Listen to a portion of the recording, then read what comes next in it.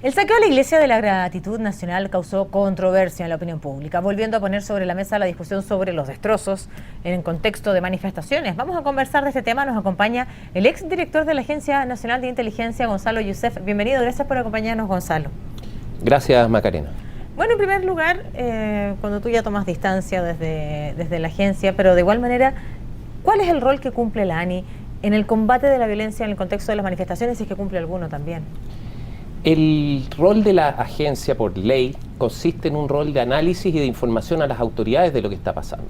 El que tiene que lidiar con el problema diariamente y que cada vez se pone más complicado es las instituciones policiales, fundamentalmente Carabineros y luego la PDI en las etapas de investigación.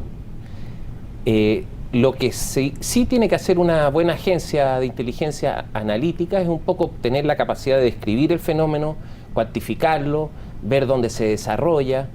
Pero ese es un análisis que yo creo que ya, por decirlo de algún modo, está superado. Hay una cierta unanimidad respecto de qué es lo que está pasando, cuáles son los grupos que están detrás de estos hechos. Se ha ido evolucionando en cuanto, porque los hechos son los mismos, más graves, sin duda la profanación de un crucifijo. ¿Lo mismo desde cuándo, Gonzalo? 10 años, 15 años. Si uno hace un poco una reflexión histórica, se puede dar cuenta que los primeros gobiernos de la Concertación denominaban a esto, digamos, la caricatura para referirse a estos jóvenes encapuchados que aparecían siempre después de las marchas, era que eran grupos de lumpen. Esa era la concepción original, como que había ciertos grupos de delincuentes que sabían que iba a haber disturbios y llegaban a ocasionar destrozos. Después, en el gobierno del presidente Sebastián Piñera, y sobre todo el año 2011, que fue muy intenso, y si nos acordamos, no sé, salían 100.000 jóvenes, hasta 100.000 llegaron a salir y todos los jueves, ahí se decía y se llegó a decir con total irresponsabilidad, y yo creo que sería bueno que ahora los que sostenían aquello dijeran algo, que eran carabineros infiltrados o policías infiltrados los que provocaban a estos jóvenes que iban a manifestarse pacíficamente.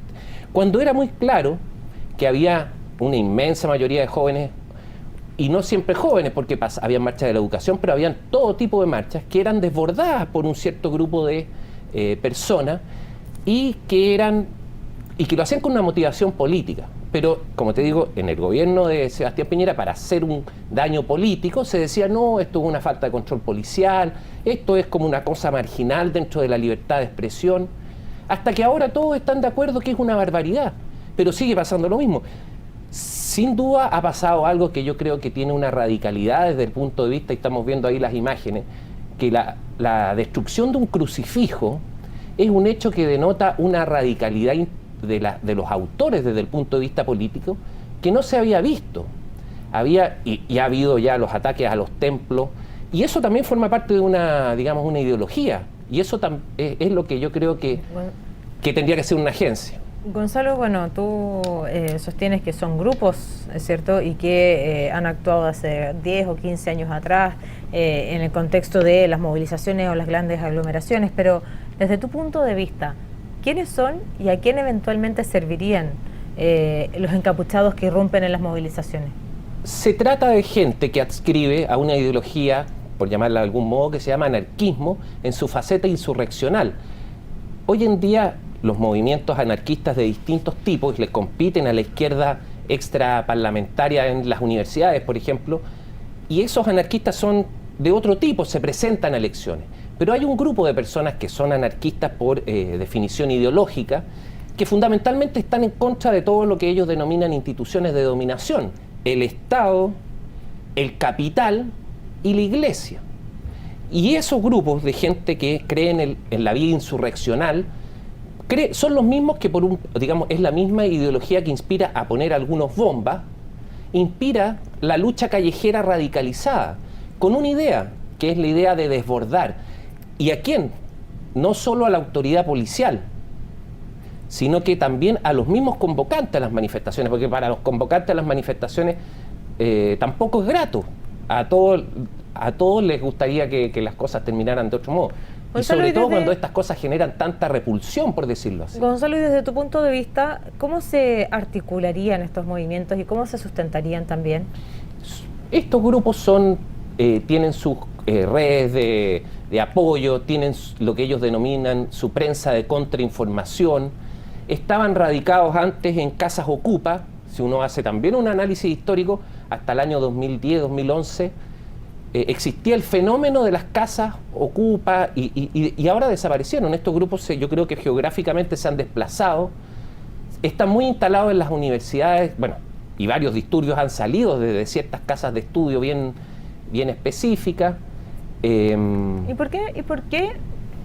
Y quiero preguntar por tu análisis, lo que también tal vez te tocó conocer en el año 2011. No puedo hablar de lo que conozco por mi trabajo, pero puedo hacer una apreciación general. La apreciación específicamente por lo que también tal vez también te tocó a ti. ¿Por qué los encapuchados irrumpen en las manifestaciones y en la convocatoria que hacen especialmente estudiantes y no en otro tipo de manifestaciones que pueden ser igualmente multitudinarias? Pienso, por ejemplo, en las marchas de la reivindicación del orgullo gay, o pienso en las marchas de los enfermos, o a las mismas tal vez muchas veces convocados por los trabajadores, y son en este contexto donde finalmente irrumpen. Ese es un muy buen punto, y yo creo que tiene que ver con la posibilidad justamente de desbordar a los organizadores.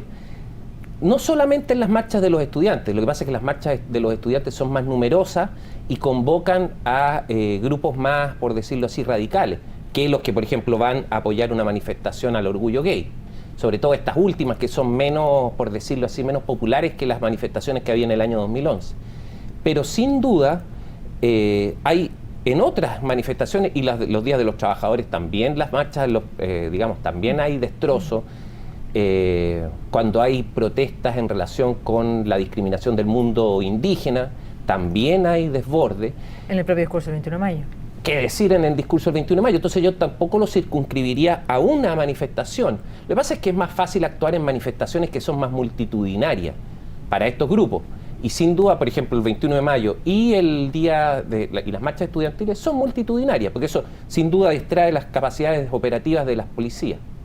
¿Y qué pasa con el momento en que también se han levantado de forma simultánea distintas barricadas? Por ejemplo, la capital, que se ha vivido en el último tiempo, ¿guarda relación y se puede hacer un link con, por ejemplo, estos grupos? Yo creo que sí, porque se trata también de grupos que promueven una ideología que uno la puede ver en sus medios de contrainformación, que tienen nombres, cosa de buscarlo. Y después de hacer esos actos, que normalmente son fuera de un par de universidades, que no las vamos a decir, digamos, pero son habituales que se refieran a los mismos, esos mismos jóvenes entran ahí y yo te aseguro que se juntan y bueno, yo también fui universitario y hacen un análisis político de cuáles fueron los resultados, pero la inspiración ideológica última es la misma, la lucha contra el Estado de una manera radical, porque como te digo, tú puedes ser anarquista y no ser violento, y eso es, digamos, quizás la regla general. Uno puede tener un discurso en que entiende que hay estructuras de dominación, pero el que es insurreccional toma una vía, que es la vía de confrontación directa, ya sea en la forma más radicalizada, poniendo aparatos explosivos, o incendiando. Y desde tu apreciación, ¿estos grupos están articulados y tienen plena coordinación para actuar? ¿O son más bien actos individuales que se pueden coordinar en el mismo espacio público en el momento que ocurre? Mira, yo creo que se debe dar de las dos cosas, pero lo que vimos en la Iglesia de la Gratitud Nacional sin duda fue algo organizado, porque fue casi como un robo a un banco. Se demoraron unos pocos, creo que menos de un par de minutos, fue una cosa muy rápida, muy bien coordinada, en el sentido que se estaba generando otro foco de desórdenes en otra parte, creo que había una farmacia.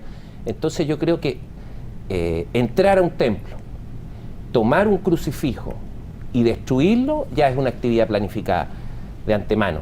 Si tú me dices cuando atacan una farmacia, ahí uno pudiera dudar, porque en realidad como los objetivos son estos tres en términos ideológicos, Estado, capital y iglesia, uno pudiera decir, bueno, eso es más casual, o puede ser a lo mejor de repente un banco del Estado, pero si está cerca otra farmacia que corresponde a una cadena que tiene mala reputación entre ellos, la van a atacar.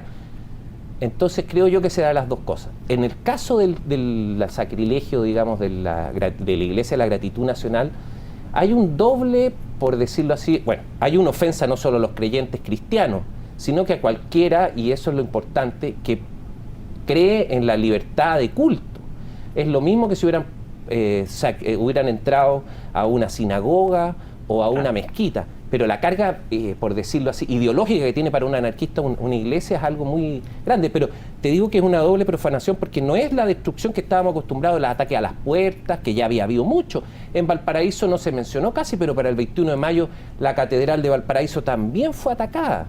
Lo que pasa es que sacar un objeto tan sagrado como un crucifijo, aunque uno no sea creyente, le tiene un respeto, y destruirlo es una muestra, yo creo que primero de organización, porque se quiere atacar directamente un símbolo que se considera sagrado por mucha gente. Y además, no es fácil sacarlo, o sea, tiene que haber estado ubicado, saber que se sacaba, en fin. Gonzalo, queda poco tiempo, pero quisiera de igual manera preguntarte por otro tema y también tu apreciación, y específicamente por aquellos hechos que han ocurrido en la región de la Araucanía. Te quiero preguntar lo mismo, ¿son movimientos articulados o son hechos individuales? Movimientos articulados, creo yo. Y la señal, digamos, y hay una división, porque, y de hecho lo han expresado en la prensa, uno tiene ataques tipo CAM, de la organización de la CAM. ¿Está articulada?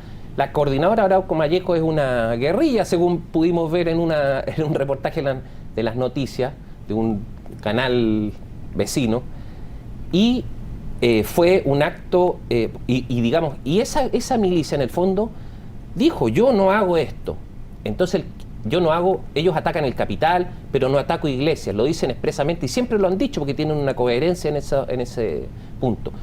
Pero ya vemos grupos organizados, si no es casualidad que se hayan atacado una cantidad de templos como los que se han atacado. Entonces, también no hay que suponer casualidad. Y también hay que suponer una mayor radicalidad, porque cuando uno cree, no sé, hay niveles de creencia respecto del autonomismo mapuche dentro de los distintos grupos que lo sustentan o que persiguen ese objetivo. Pero querer expulsar a una religión de un lugar es algo muy violento desde el punto de vista político y implica una radicalización de sus miembros. ¿Y cómo se sustentan? Materialmente, dices tú. Bueno, los grupos, creo yo, anarquistas no tienen mayores costos. Son acciones que no requieren presupuesto, por decirlo así. Requiere coordinación, redes sociales y una, como te digo, una actitud radical. Y lo del qué pasa en el mundo mapuche, creo yo que viven de distintas cosas, depende de la zona. A mí no me gusta mezclar el conflicto mapuche con el tema de los anarquistas. El tema anarquista, y eso es bueno, digamos, ahora hay una visión política que busca, está la ley de encapuchados, que se hizo una nota aquí mismo, anti-encapuchados, en fin, cosas que en el gobierno de Sebastián Piñera, cuando el ministro Rodrigo Hinspeter las propuso, era poco menos que un sacrilegio. Pero ahora están todos con esa visión política. Pero el tema mapuche es un tema más complejo, que no se justifica en ningún caso el uso de la violencia, pero sí que tiene distintas realidades. Está lo que pasa en la región, en la octava norte, en la cordillera, lo que pasa en la novena, lo que está pasando ahora en la región de los ríos, que antes no pasaba. Entonces, todo es distinto, creo yo, y tiene, por decirlo así, un trasfondo social el conflicto de la Araucanía, cosa que no ocurre con el tema del anarquismo, que es una cosa, por decirlo así, netamente ideológica. Claro, lo que mostrábamos también aquí en CNN era parlamentarios que pedían precisamente la aceleración de este proyecto de la ley anti-encapuchados. Gonzalo, quiero agradecer tu análisis y tu tiempo aquí en CNN Prime. Gracias. Buenas noches.